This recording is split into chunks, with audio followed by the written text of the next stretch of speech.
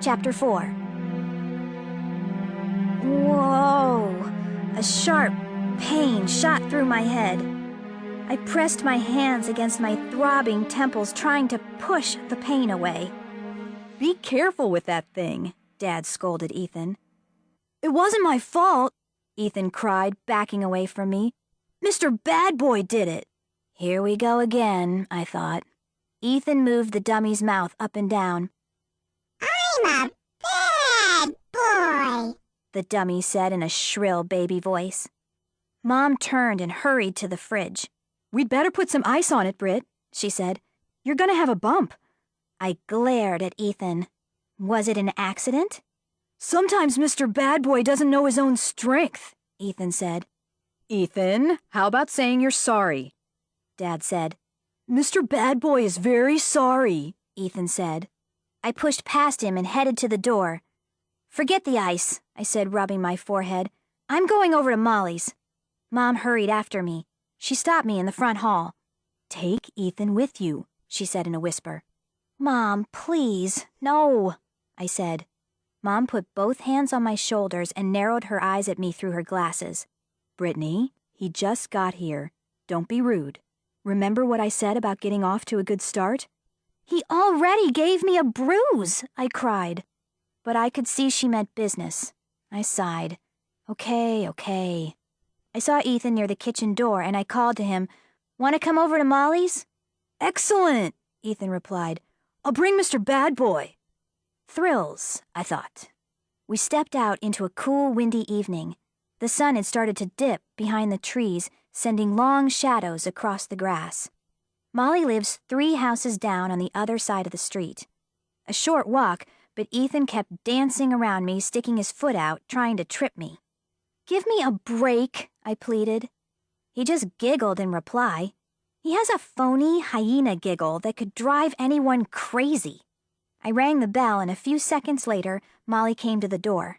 She was wearing faded jeans and a yellow t-shirt with the words Mamba Rules in red across the front. Her dad always brings her t-shirts from the weird places he visits. Don't ask me where on earth Mamba is. She let out a groan when she saw Ethan. Shake hands with Mr. Bad Boy, Ethan told her. He stuck out the dummy's wooden hand. Mr. Bad Boy, this is Molly, Brittney's geeky friend. Nice. Molly frowned at the dummy and said, He's almost as ugly as you are, Ethan. Good one. I laughed and slapped her a high five. I'm a bad boy, the dummy said. Perfect, Molly muttered. She led us down the hall to her room. Dad just got back this morning from one of his crazy trips, she said. Mumba, it's an island. He's totally pumped. I guess he found some strange dolls there. Professor Malloy is kind of famous. He works for museums. He says he's a folklore expert. He travels all over the world and brings back ugly, evil-looking dolls and ancient toys and voodoo stuff and skulls and things. He keeps some of it on display up in his attic. He calls it his Museum of the Weird. He always wants to show it off, but Molly and I don't like to go up there. It totally creeps us out.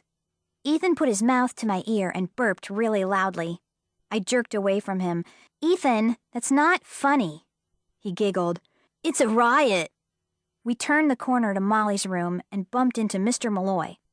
He's big and tall with a big belly that hangs over his pants. He always wears baggy khakis that are all wrinkled and stained and sloppy white shirts. His dark brown hair is long and wild. He has a great smile, a big booming laugh that shakes his belly, and deep blue eyes that just stare. They don't blink when you talk to him. He likes to sing in a funny, deep voice, and he's always trying to scare Molly and me with his weird stories. My dad calls him Wild Man Malloy. He said hi to me, then turned his gaze on Ethan. I remember you, he said. Brittney's cousin. And what do we have here? He lifted Mr. Bad Boy off Ethan's shoulder and held the dummy up to study it. Interesting.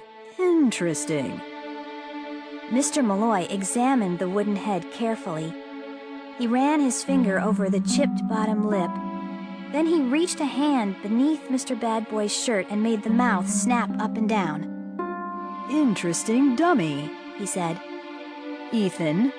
Where did this guy come from? Ethan shrugged.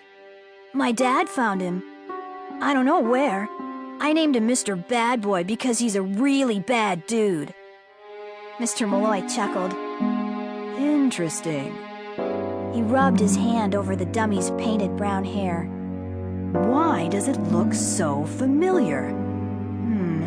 I could swear I've seen this dummy somewhere before. He handed Mr. Bad Boy back to Ethan. I have some books on ventriloquism. Maybe you'd like to borrow one. I don't have to talk for him, Ethan said. Mr. Bad Boy talks for himself. Molly and I looked at each other. We both rolled our eyes. Yeah, sure, I muttered. Come upstairs, Mr. Malloy said. I've got something very interesting to show you guys. Something I just brought back from Mumba. Maybe later, Dad, Molly said. We don't really want... Mr. Malloy tugged Molly toward the stairs. Come on up to the attic. You won't be sorry, He said with a wide, devilish grin. You want to stare into the face of pure evil, don't you?